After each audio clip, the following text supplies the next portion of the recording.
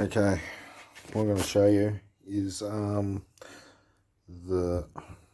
DIY LUX light replica type rock lights that I've fabbed up. Now, I saw a video, I'll put the link in the description, of these LUX lights. They're a rock light, they've got a magnet and they basically stick to any metal chassis part of your body, and you can sort of move them around. And but they're like really expensive, about $300 US for, I don't know, for not many.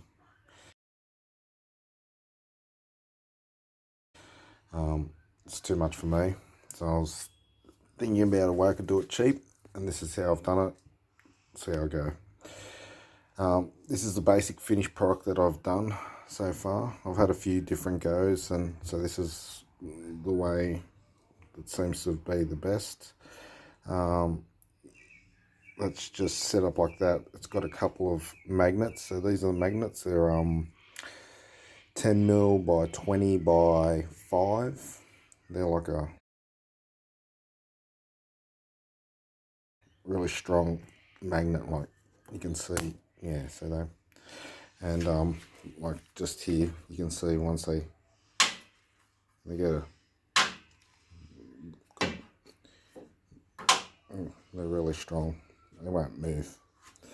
So basically all that you need to do to make one of these is I got some of this LED strip of eBay. I think, as far as I didn't research too much, but for all the I think it's 3014 LED strip. I don't know. You're gonna have to do a bit of research and see which one suits you best. But basically, got this off eBay, a whole roll, 5 meters, for like $10-15.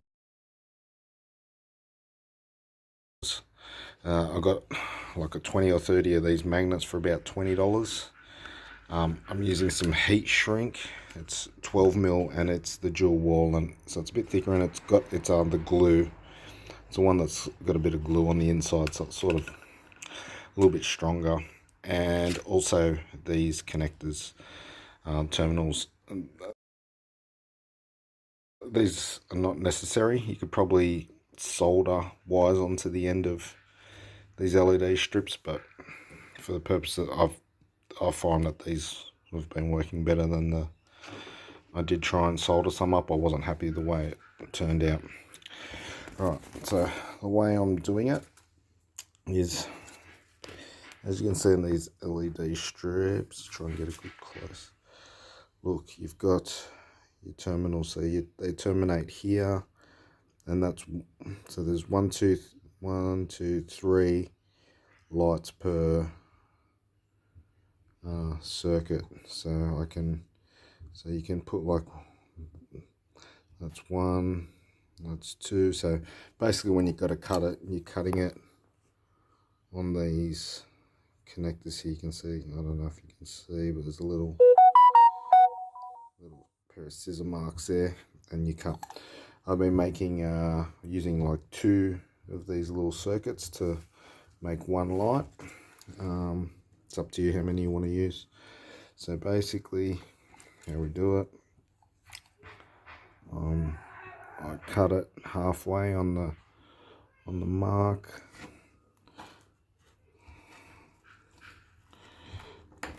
Oop.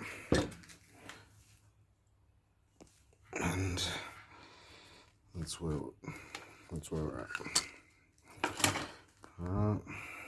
So I've got, so basically all I need is 2 of these, this, the connector, bit of heat shrink.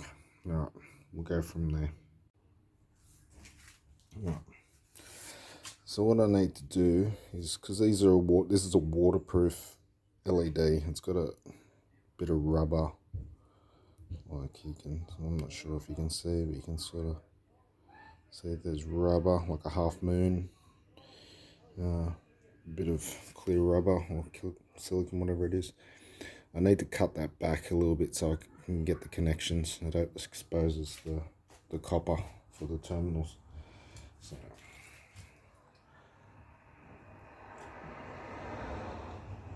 I'll try and cut back the plastic a bit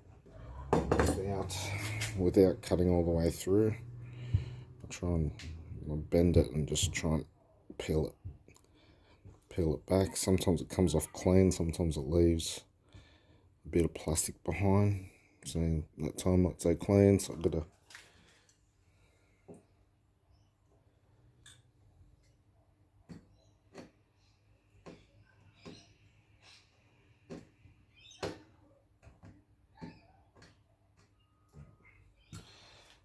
so that's how it ends up. So I've cleaned the plastic off.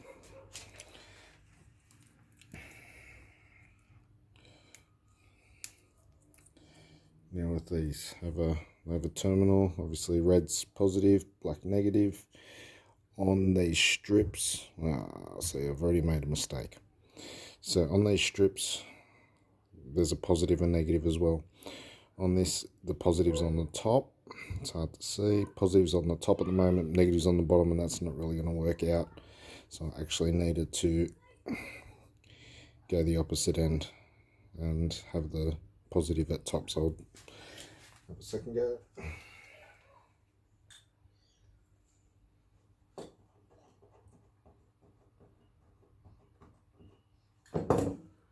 You have to be careful when you cut that back, because if you cut back too deep, you can cut through the circuit and the lights won't work.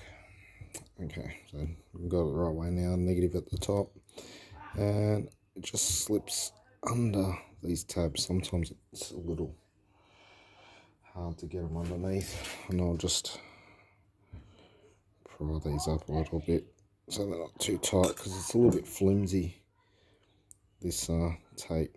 So I'll slide it underneath there, and then I get something, try and push these terminals down a bit so they connect nicely, and this just goes over the top and locks down nice and tight. Before I do anything further, I'll make sure I'll give it a test, make sure they're working and the connection's good. This is a little lithium battery, a little 12 volt, 11 volt, whatever it is, and there we go. You can see that strip's working now. Alright, so now we're good to go. These have like a 3M backing strip. I could like stick these and have it, but I want it a bit solid. So what I'm using, so it's not flimsy and flapping in the breeze, is I've just got you could use anything, but I just found I've got these cable ties. They're pretty thick. I don't know how thick are they? They're about, I don't know, they're about 9mm thick. This strip is about 8mm, and I think these are 10mm thick or something similar to that. These are 9.5, 10mm. Alright, so what I'll do, let's get a rough measurement, roughly there.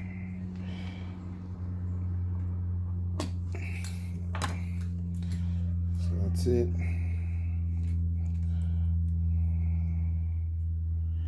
That's it. I'll just peel the back off.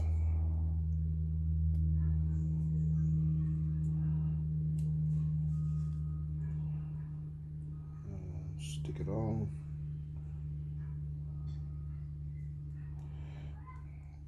Now she's a little bit more solid.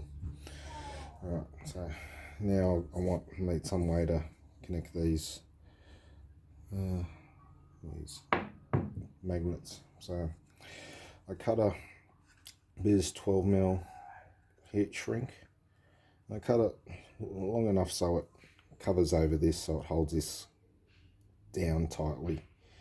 So the way I've found the best way to do it, it's up to you. I try and keep the writing on the back side so it's, you don't have writing on the front side, it's up there.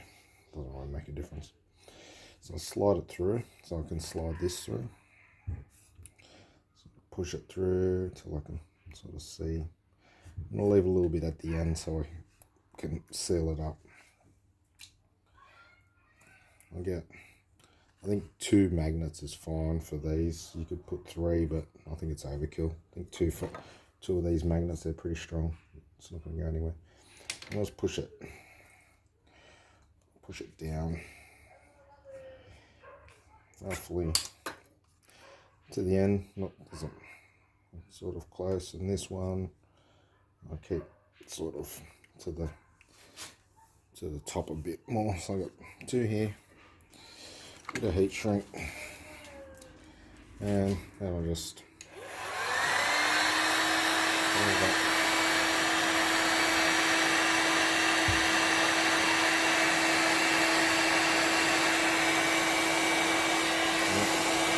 be careful, go too close, it grabs.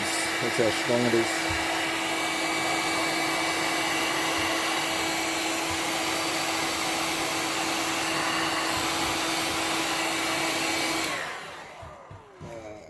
As you can see on my dirty bench, it's picking up all the little shavings of metal.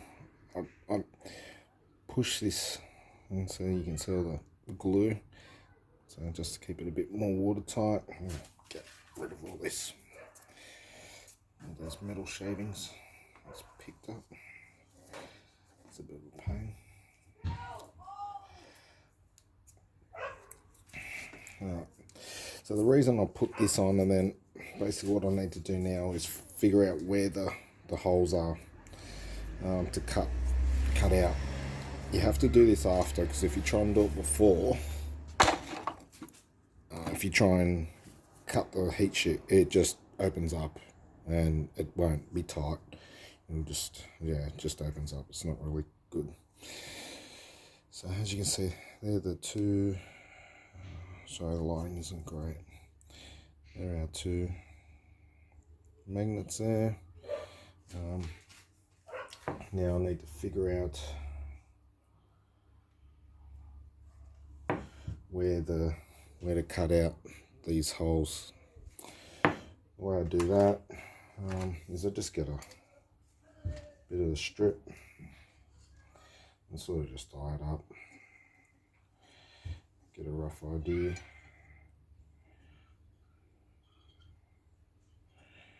So first one's roughly there.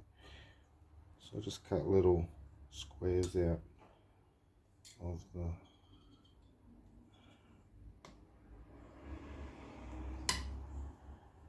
squares out of the heat shrink.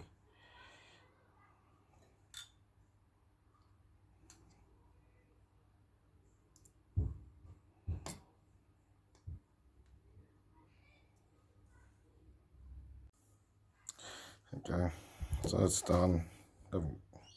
Cut out a bit rough, but basically that's it. So that's it. I just put, like for this one, just put some thinner heat shrink to cover their ends, but that's sticks on. Let's have a look. So it sticks on, and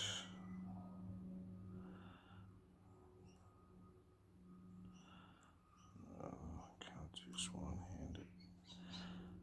Trying to get a test in there.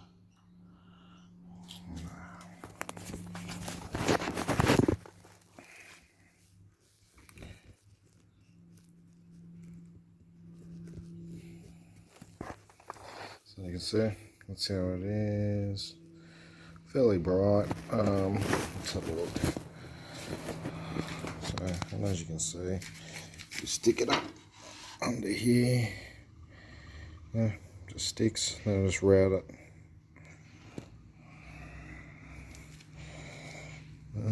Yeah. So that's that. Just route it up.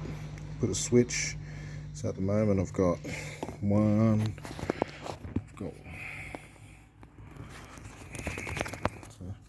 I haven't yet to wire them up, but one in there. Get a pull on the frames. And I can put one there. Yeah, so that's it. I don't know. We'll have to see how it goes. I don't know if it's going to work, but you know, it's up to you. You can give it a go, give it a try. It's a lot cheaper than $300. I think for under $50 worth of material, you can make, you know, 30 of these things. They cost you, I think they're charging like $300 for 4 of them or something ridiculous. So it's up to you. Right, peace.